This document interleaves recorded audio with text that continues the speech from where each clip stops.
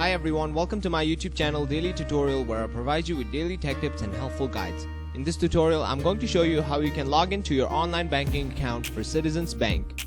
First, make sure you have a good internet connection and it's working properly. Then go ahead and open up a web browser. On the search bar, type in citizensbank.com.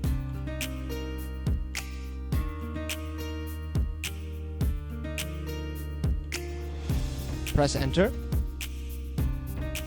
And once you land on this page, click on the option that says login in the top right corner.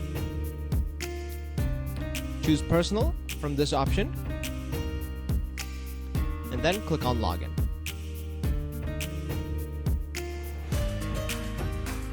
Well, once you land on this page, type in your online user ID here. If you want the website to remember it, click on here and then type in your password here. Once you typed in both, click on login and you should be successfully logged into your online banking account for Citizens Bank. And that is it. Thank you very much for watching this video. Be sure to leave a like, share this video and subscribe to our channel for more helpful guides just like this.